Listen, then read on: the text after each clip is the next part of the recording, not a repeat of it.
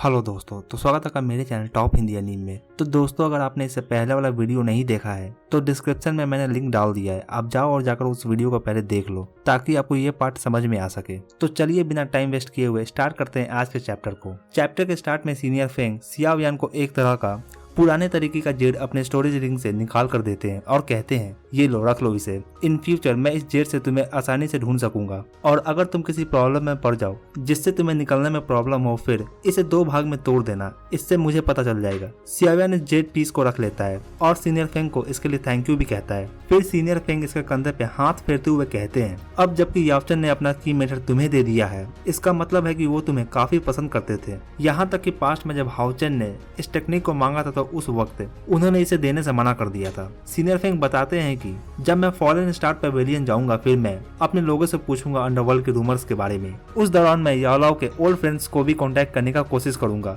अगर मैं उन सब से कांटेक्ट बनाने में कामयाब हो जाता हूं फिर याओलाओ को उनके कैद से निकालना आसान हो जाएगा। फिर हालांकि फॉलन स्टार पेविलियन काफी स्ट्रॉन्ग है, मगर जब हम फॉलन स्टार पेविलियन और स्पिरिट हॉल को कंपेयर करते हैं फिर इन दोनों में काफी ज्यादा डिफरेंस है। कोई नहीं जानता कि स्पिरिट हॉल का रियल पावर कितना है। अगर ये सावधानी से काम नहीं करते हैं फिर ये एनिमी के जाल में फंस सकते हैं और सिर्फ यही नहीं बल्कि फॉलन स्टार पेविलियन भी एनिमी के हाथों में चला जाएगा। इन बातों को सुन अपना हीरो ये समझ जाता है कि अगर ये दिमाग से काम नहीं लेगा फिर याओचन को छुड़ाना दूर की बात है, ये अपना सब कुछ खो देगा। अब सीनियर फेंग कहते हैं, ठीक है, टाइम निकला जा रहा है, मुझे भी जाना होगा। अब याद रहे तुम्हें हर हाल में सावधान रहना होगा, नहीं तो सब कुछ खत्म हो जाएगा। तुम्हें डीमन फिनिक्स ब्लड ट्राइब से भी संभल कर रहना होगा। सच में अपने हीरो का कितना एनिमी बन गया है। अब सियाओ यान सीनियर फेंग को गुड बाय कहता है और फिर सीनियर फेंग यहाँ से चले जाते हैं। सियाओ यान और लिन यान दोनों एक साथ इस बड़े से ईगल से एक साथ कूदते हैं और नीचे ग्राउंड पे पहुंचते हैं। अब सियाओ यान को फ्यूचर में अकेले एनिमी से सामना नहीं करना पड़ेगा, अब इसके पास भी थोड़ा बहुत बैकअप रहने वाला है। ये अच्छा है कि ये सीनियर फेंग से मिल पाया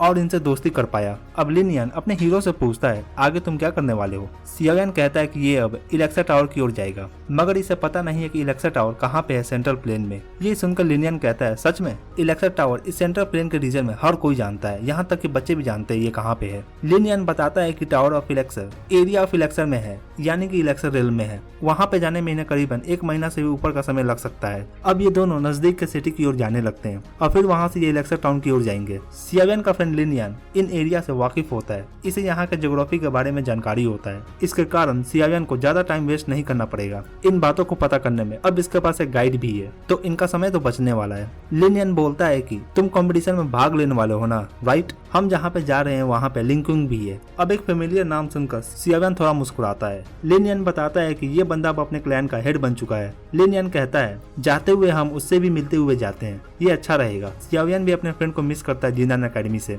लिन यान फिर अपना विंग्स निकालता है और फिर काफी फास्ट स्पीड में उड़ने लगता है। इसके पीछे पीछे सियाओ यान भी अपना विंग निकाल कर उड़ने लगता है। इन खुले बादलों में उड़ने का फीलिंग्स सियाओ यान को काफी अच्छा लगता है। प्लस इस एरिया में एनर्जी काफी डेंस भी है बाकी प्लेसेस से, तो यहाँ पे ट्रेनिंग करना काफी टाइम्स ग्रेटर होने वाला बाकी प्लेसेस से। ये बादलों से ऊपर फ्लाई करते हुए जा रहे थे। इधर हम दूसरी ओर एक ब्यूटीफुल लेडी को देखते हैं। ये लेडी काफी ब्यूटीफुल होती है, ऐसा लगता है कि मानो ये नेचर से मर्ज हो रही है। यहाँ इसे मिलने एक ओल्ड मैन आता है। ये ओल्ड मैन और कोई नहीं बल्कि लिंग यिंग है, जिसने पास्ट में सियाओ यान को गार्ड भी किया था और ये यहाँ पे इस लेडी से कुछ काम से मिलने आया है। मगर ये इतनी सुंदर लेडी है कौन? ये लेडी डाई एयर है। लेडी डाई धीरे से कहती है, मैं क्लैन के अफेयर्स में इंटरेस्टेड नहीं हूँ। अब ये सुन लिंग यिंग कहता है, मुझे लगता है कि लेडी मेरी बातों को सुनकर बोर नहीं होने वाली है। अब ये सुनकर लेडी भी इसकी ओर देखती है। ये ओल्ड मैन इसकी ओर देख स्माइल करता है। लिंग यिंग अपना गला साफ कर लेडी डाई से कहता है, रिसेंट रूमर्स के अनुसार एक यंग मैन जिसका नाम सियाओ यान है नॉर्थर्न रीजन में सामने आया है। अब इस नाम को सुनकर लेडी डाई भी स्टन्ड हो जाती है। इसके फेस पे स्माइल आता है, मगर ये अपने इमोशन को किसी को दिखाना नहीं चाहती है और इस वजह से ये शांत होकर कहती है, क्या तुम श्योर हो? लिंग यांग कहता है, मेरे कैलकुलेशन के अकॉर्डिंग मुझे लगता है कि ये वही है। ये सुनकर लेडी डाई इसकी ओर पीट कर खड़ी होती है और इसे अंदर ही अंदर काफी अच्छा फील हो रहा होता है। ऐसा लगता है कि मानो बरसों से बिछड़े हुए प्रेमी का पता चल गया हो, मगर इसका हालत कुछ ऐसा है कि अपने फीलिंग्स को दूसरे के सामने जाहिर नहीं कर सकती है। अब ये इस माउंटेन से नीचे उतरने लगती है और कहती है, ऑर्डर दे दो, मैं किंगडम ऑफ गू कुछ समय के लिए छोड़ रही हूँ। फिर हम अपने हीरो और लिंग यांग को देखते हैं। दोनों काफी हाई स्पीड में ट्रेवल कर रहे होते हैं। ये फ्लाई करते करते नॉर्थर्न रीजन के बॉर्डर तक आ जाते हैं। लिंग यांग कहता है, अगर हम इसी तरह फ्लाई करते हुए जाते हैं फिर हमें इलेक्शन रेल पहुंचने में करीबन 2 महीने या 3 महीने लग जाएगा। ये अब एक सिटी के नजदीक आ चुके होते हैं। इस सिटी का नाम स्काई मैपल सिटी है और इस सिटी में एक वर्म होल है जो कि इन्हें डायरेक्टली सेंट्रल प्लेन के रीजन में पहुंचा देगा। अब लिंग यांग कहता है अगर हम अपना रूट चेंज करते हैं और इस सिटी की ओर जाते हैं फिर हमें आधा समय लगेगा अपने डेस्टिनेशन तक पहुंचने में। सियाओयान ये सुनकर अपना सर हिलाता है और दोनों बिना रुके हुए फ्लाई करते करते सिटी की ओर निकल जाते हैं। सियाओयान जल्द से जल्द सेंट्रल प्लेन तक पहुंचना चाहता है। इसे लिटिल सेन डॉक्टर और जी यान का याद आ रहा होता है। उनसे बिछड़े हुए अब इसे 6 महीने हो चुके हैं। ये सोचता है कि वो कैसे होंगे। लिन यान कहता है तुम्हें अपना हुलिया बदलना होगा। अगर तुम्हारे बारे में वहाँ पे किसी को पता चलता है और खास करके अगर फेंग क्विंग को पता चलता है कि थंडर माउंटेन पे क्या हुआ था और अगर तुम्हारे एशियन फिनिक्स के बारे में पता चलता है फिर पक्का ही काफी मुसीबत तुम्हारे सामने आएगा। वो पक्का ही तुम्हें तलाशने लगेगी। अच्छा होगा कि हम अपना लो प्रोफाइल रखें और तुम्हें कोई पहचान ना सके। सियाओयान भी इन बातों को डिनाई नहीं कर सकता है। खास करके सीनियर फेंग भी सियाओयान को इस बारे में चेतावनी दे चुके हैं। अगर डीमन फिनिक्स टाइप को पता चल जाता है फिर काफी प्रॉब्लम होने वाला है। इनका स्पिरिट हॉल से ऑलरेडी पंगा है। अभी ये और पंगा नहीं ले सकते बाकियों से, फिलहाल के लिए तो बिल्कुल भी नहीं। अब देखते ही देखते इनके सामने सिटी का बॉर्डर आ जाता है। ये अब सिटी के बॉर्डर पे आ चुके हैं। लिन यान सिटी को देखकर और फास्ट फ्लाई करने लगता है। इसके पीछे पीछे सियाओयान भी जाता है। अब ये सिटी में इंटर करते हैं। यहाँ सिटी में इंटर करने पे सियाओयान जल्दबाजी नहीं करता वर्म होल तक जाने के लिए, बल्कि सियाओयान यहाँ पे इस सिटी का ऑक्शन हॉल में जाता है और यहाँ पे जाकर 3 टाइप्स ऑफ एनिमल फ्लेम्स को खरीदता है। इस तरह का फ्लेम्स ज्यादातर मैजिक बीस्ट के बॉडी से मिलता है। इनका ताकत उतना स्ट्रॉन्ग नहीं होता। कुछ फ्लेम्स डू की फ्लेम्स को भी आउट परफॉर्म कर देते हैं। वैसे मैजिक बीस्ट का पावर इनके फ्लेम्स को डिटरमाइन करता है। माइटी मैजिक बीस्ट के बेस्टियल फ्लेम्स नेचुरली काफी स्ट्रॉन्ग होते हैं। इधर लिन यान भी सियाओयान को इन फ्लेम्स को खरीदता देखकर हैरान होता है। सियाओयान इसे अभी एक्सप्लेन नहीं करता। ये डिसाइड करता है कि ये जब सब चीजों को गैदर कर लेगा फिर ये सेंट्रल प्लेन की ओर जाएगा। अब जबकि अपने हीरो का शॉपिंग हो चुका होता है, सियाओयान इस सिटी के वर्म होल तक जाता है। यहाँ इस सिटी के वर्म होल को देखकर सियाओयान चौंक जाता है। इसके सामने काफी बड़ा सा वर्म होल होता है। ऐसा नजारा सिर्फ सेंट्रल प्लेन में ही देखने को मिलता है, मगर इस सिटी में भी ये वर्म होल होता है। अब लिन यान सियाओयान से कहता है आओ चले, अब चलने का समय आ गया है। ये दोनों वर्म होल गार्ड को पेमेंट देते हैं और दोनों इस वर्म होल की ओर जाने लगते हैं। लिन यान अपने स्टोरेज रिंग से एक फ्लाइंग बोट निकालता है और ये दोनों इस पर बैठ वर्म होल की ओर जाने लगते हैं। जब सियाओयान इसके बोट को घूर रहा था तो लिन यान कहता है मेरा बोट देखने में सिंपल जरूर है, मगर मैंने इसे खरीदने के लिए काफी पापड़ बेले हैं। मैंने 2 रैंक 6 मैजिक बीस्ट को मारा और 2 मिलियन गोल्ड जमा किया, फिर जाकर इस बोट को खरीद पाया हूँ। दोनों अपने सेंट्रल प्लेन के जर्नी को स्टार्ट करते हैं। सियाओयान का फायर मंत्र अब लो क्लास लेवल तक पहुंच गया है। अब जबकि सियाओयान एक एंसेस्टर बन चुका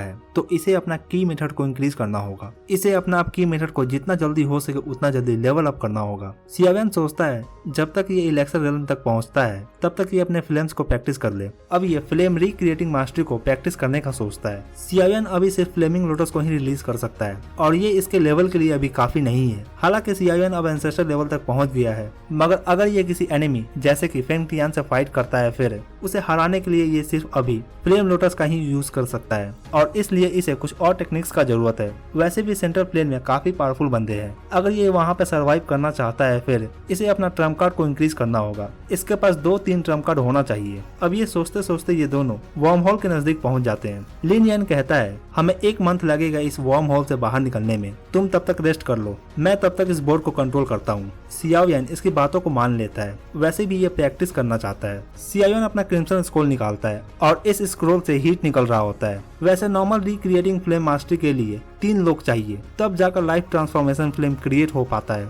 मगर ये जो स्क्रोल है इसमें काफी इंप्रूवमेंट है। इस स्क्रोल के अकॉर्डिंग इसके लिए 3 लोग का जरूरत नहीं पड़ेगा और लाइफ ट्रांसफॉर्मेशन फ्लेम को अब लाइफ फोर्स का यूज करने का जरूरत नहीं है। ये देखकर सियाओयान भी काफी सरप्राइज होता है। जब सियाओयान अपना आंख बंद कर प्रैक्टिस कर रहा होता है, इधर लिन यान इस बोट को वर्म होल के टनल से अंदर ले जा रहा होता है। पहले ही दिन सियाओयान कम्प्लीटली अब स्किल को सीखने में डूब चुका होता है। इस टेक्निक का प्रीवियस वर्जन को प्रैक्टिस करने के लिए 3 लोग का जरूरत था। ये 3 लोग मिलकर लाइफ फोर्स को लाइफ ट्रांसफॉर्मेशन फ्लेम में सेव करते हैं, मगर अब इसके लिए 3 लोग नहीं चाहिए। इस स्क्रोल के अकॉर्डिंग इस टेक्निक को प्रैक्टिस करने के लिए 3 टाइप्स ऑफ एनिमल फ्लेम चाहिए और इस कारण से ही सियाओयान ने सिटी में 3 एनिमल फ्लेम्स को खरीदा था। इन फ्लेम्स को गैदर करने के बाद with the help of do की इसे बस अपने लिमिट के अनुसार 100 टाइम्स कम करना होगा। जब इस फ्लेम को प्रैक्टिस करने वाला आइडियल रिजल्ट को अचीव कर लेता है फिर उसे फ्लेम ऑफ ट्रांसफॉर्मेशन का सीड मिल जाएगा। हालांकि सिंपल फायर फ्लेम काफी नहीं है इस टेक्निक को स्ट्रॉन्ग बनाने के लिए। जब एक बार ये सीड क्रिएट हो जाएगा फिर यूजर बाद में स्ट्रॉन्गर एनिमल फ्लेम्स को गैदर कर सकता है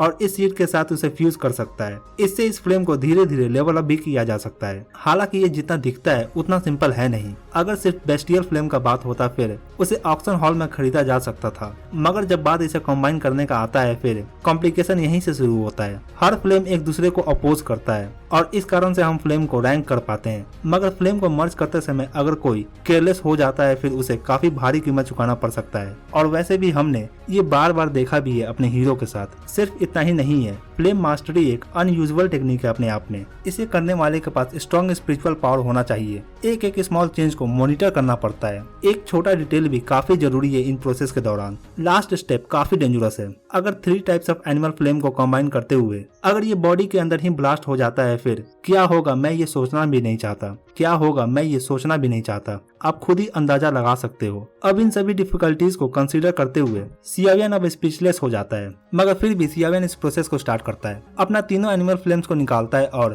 प्रोसेस को स्टार्ट करता है। पहला स्टेप इन तीनों फ्लेम्स को अपने बॉडी के अंदर मर्ज करना है। अगर कोई इस फ्लेम को देखे फिर वो डर कर भाग जाएगा, मगर अपना हीरो अब इन फ्लेम्स के साथ खेलने में माहिर हो गया है। अब ये आग के साथ खेल सकता है। इन फ्लेम्स को ये अपने मुंह में डालता है और प्रोसेस को स्टार्ट करता है। सेलेस्टियल फ्लेम इस दुनिया में सबसे स्ट्रॉन्गेस्ट फ्लेम है। उसके सामने ये एनिमल फ्लेम्स तो कुछ भी नहीं है, मगर खतरा तो फिर भी है। लेकिन सियावियन के लिए उतना नहीं। सियावियन इन फ्लेम्स को मर्ज करने लगता है। हालांकि ये इसके लिए आसान होता है। इसने पहले दुनिया का सबसे स्ट्रॉन्गेस्ट फ्लेम को एब्जॉर्ब किया है। ये फ्लेम्स तो कुछ भी नहीं है। देखते ही देखते 20 दिन गुजर जाते हैं। लिन यान अभी भी बोर्ड को ड्राइव कर रहा है। इधर सियावियन मेडिटेट करते हुए एक मॉन्क जैसा दिखता है। लिन यान भी इसे देखकर सोचता है आखिर ये प्रैक्टिस क्या कर रहा है। अब ये भी थक जाता है और जैसे ही ये बैठता है सियावियन अपना आँख खोलता है। अब इसे ये देखकर काफी खुश होता है। चलो अच्छा है, इस बार सब कुछ अच्छा रहा, ये ठीक है। सियावियन अपने हाथों को जब खोलता है तो उसके हाथों में 3 स्मॉल फायर बॉल होते हैं। 20 दिन के बाद फाइनली सियावियन इस फायर को रिफाइन कर लेता है। अब सियावियन कहता है नेक्स्ट अब अगर मैं इसे मर्ज कर सका और फायर सीड में बदल सका तो मैं कम्प्लीटली फ्लेम मास्टरी को मास्टर कर लूंगा। अब फाइनल स्टेप का बारी है, जो कि अपने आप में काफी डिफिकल्ट है। और इसी के साथ ये पार्ट यहीं पे खत्म होता है। तो दोस्तों कमेंट में मुझे जरूर बताएं आपको ये वीडियो कैसा लगा, और वीडियो अच्छा लगा हो तो वीडियो को एक लाइक जरूर करें, और चैनल पे नए हैं तो चैनल को जरूर सब्सक्राइब करें ऐसे और भी एनीमे एक्सप्लेन के लिए। Thank you.